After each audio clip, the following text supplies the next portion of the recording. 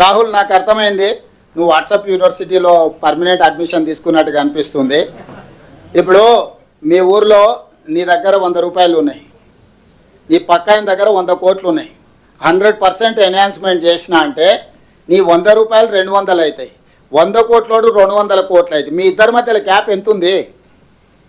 Percentage కాదు ఇక్కడ, number is important. నువ్వు పర్సంటేజ్తో నరేంద్ర మోడీ అబద్ధాలు ఏవైతే చెప్తుండో వాట్సాప్ యూనివర్సిటీలో దాని ఇన్ఫ్లుయెన్స్ ఎక్కువ ఉన్నట్టుంది. ఇక్కడ పర్సంటేజ్ కాదు, పాయింట్ ఈజ్ నెంబర్. ఆ నెంబరే మనకు జరుగుతున్న అన్యాయం. వాజ్పేయి ప్రభుత్వం 1 ఓటుతో పడిపోయింది. ఈరోజు నేను ఇప్పటి దగ్గర గొంతు దించుకొని చెప్పింది అదే. కేరళలో ఈరోజు 20 ఉన్నాయి, ఉత్తరప్రదేశ్లో 80 ఉన్నాయి. వాటి రెండింటి మధ్యలో అంతరం 60. ఈరోజు నువ్వు చెప్పే ప్రోరేటా పర్సెంటేజ్ ఉత్తరప్రదేశ్ 120 అవుతుంది, కేరళ 30 అవుతుంది. రెండింటి మధ్యలో అంతరం 90. 30 సీట్లు అదనంగా అన్డ్యూ అడ్వాంటేజ్ వస్తుంది ఉత్తరప్రదేశ్కి. Mr Rahul, you try to understand. You are a Hindu, one of the important newspaper journalist. You have to understand what is the number. The number is important in politics.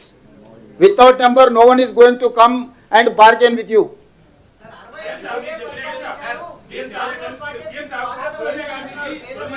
Rahul Gandhi ji has flagged concerns on this fee limitation and stated that this is nothing but they have noted inequities and also at the same time risk.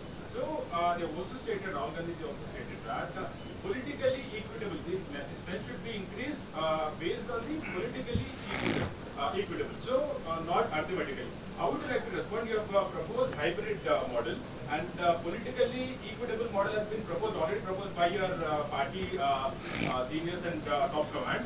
And how would you like to respond to the BJP leaders? They are saying that this is nothing but Revanth Reddy's statement. This is nothing but opportunistic and trying to.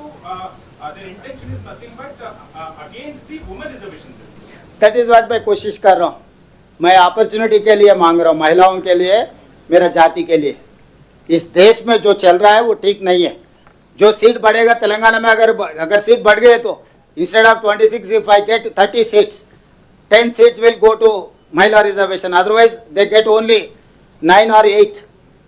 तो जो आप महिला आरक्षण के नाते पे आप सब कुछ को नुकसान नहीं करवा सकते, नहीं पहुंचा सकते, इसीलिए वो चर्चा होना है. इसीलिए मैं नंबर के साथ साथ आपके सामने पूरा दिखाए, साफ साफ इतना नंबर है, साउथ में इतना नंबर है, नॉर्थ में इतना नंबर है. पॉलिटिकल पावर नंबर के हिसाब से हो जाएंगे. हम टैक्स पे करना, दिल्ली जाके सैल्यूट मारना, इतना ही बन जाएंगे हम लोग. तो ये हर केस हम लोग नहीं मानेंगे.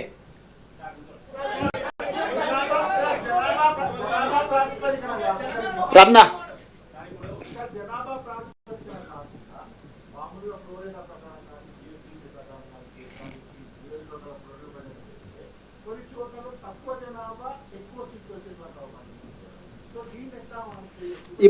తక్కువ జనాభా ఉండి ఎక్కువ సీట్లు ఉన్నది ఆల్రెడీ దేశంలో ఉన్నది. నేను అదే చెప్పిన, ఈశాన్య రాష్ట్రాలలో కేంద్రపాలిత ప్రాంతాలలో జనాభా ప్రాతిపదికన ఇవ్వలేదు, ప్రాతినిధ్యం ప్రాతిపదికన అక్కడ సీట్లు ఇచ్చిండ్రు. గోవాలో ఈరోజు 2 ఉన్నా, డయ్యూ డామన్లో సిక్కింలో ఇచ్చిన వాటిని ఇట్లాంటివి చెప్పుకుంటూ వెళ్తే ఇవన్నీ కూడా ఆ ప్రాంతాలకు చట్టసభలలో ప్రాతినిధ్యం ఉండాలని నెంబర్లు కేటాయించారు.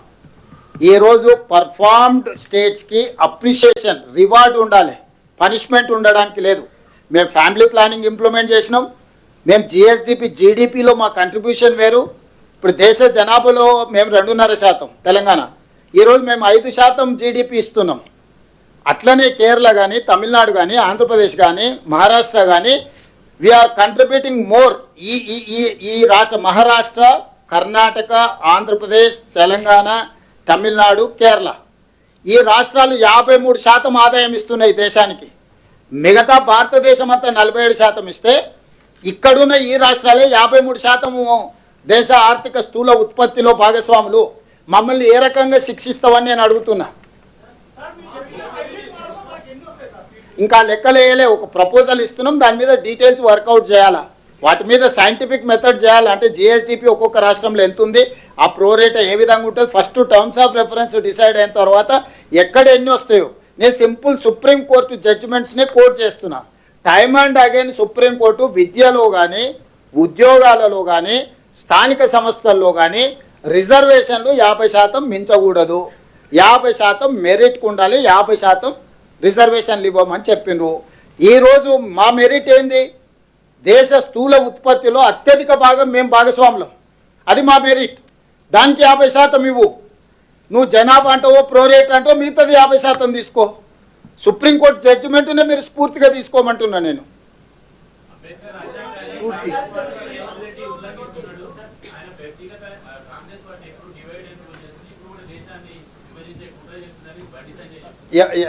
అంటే ఎట్లా?